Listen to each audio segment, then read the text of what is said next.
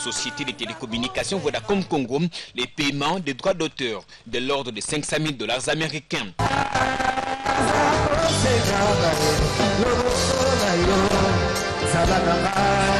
Le responsable de l'église Cité Bethel voudrait entrer dans ses droits pour l'interprétation de sa chanson intitulée Losambo, exécutée par le candidat Christian Mouyoli lors de la télé-réalité Vodacom Best of the Best, édition 2015.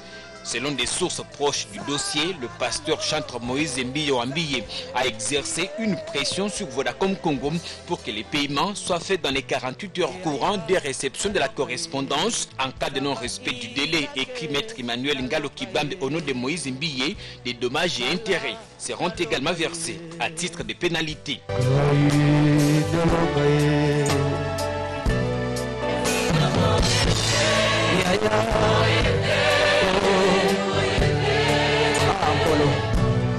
Démenti au revirement le 6 août 2015 sur sa page Facebook, Moïse Mbiye qualifie d'intox cette information publiée par le site eventrdc.com, relayée par plusieurs médias. Ça a été un plaisir de voir Christian Mouyoli et autres interpréter mes chansons à la télé-réalité musicale Vodacom Best of the Best. Si je devais réclamer 500 000 $ à Vodacom pour interprétation de mes chansons, alors je serais le plus riche du monde en réclamant 500 000 $ aux enfants des dieux qui interprètent mes chansons tous les jours. L'auteur de l'article paru dans la tempête des tropiques affirme que sur le plan juridique, Moïse Mbiye a sans nul doute raison de protéger son œuvre d'esprit. Néanmoins, poursuit les confrères, le premier but de ces pasteurs est d'évangéliser le monde et sauver les âmes pour la gloire de Dieu. Il doit dès lors se réjouir du fait que son objectif soit atteint. Affirmation que Moïse Mbiye a semblé déjà soutenir dans sa publication sur Facebook. Laissez-nous servir Dieu en paix. Le but de mon travail est que les âmes soient sauvées, les gens soient bénis et que la famille chrétienne croisse encore et encore. De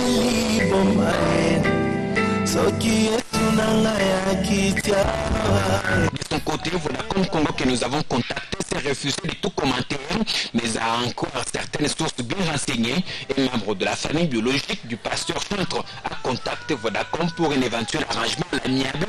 Que des contradictions dans la confrontation des différentes sources. Il y a donc lieu de s'interroger si un cabinet d'avocats engagé par une personne aussi populaire que Moïse Mbiye peut prendre l'initiative d'adresser une correspondance à Vodacom sans des consentements du client et des contradictions dans la confrontation des différentes sources. Il y a donc lieu de s'interroger si un cabinet d'avocats engagé par une personnalité aussi populaire que Moïse Mbiye peut prendre l'initiative d'adresser une correspondance à Vodacom Congo sans les consentements du client. Moïse Mbiye se serait-il rétracté après avoir calculé les conséquences d'une telle démarche pour son image d'homme d'église?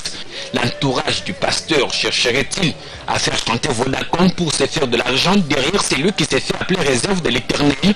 En tout cas, seul Dieu, Moïse Mbiye et ses avocats connaissent la vérité.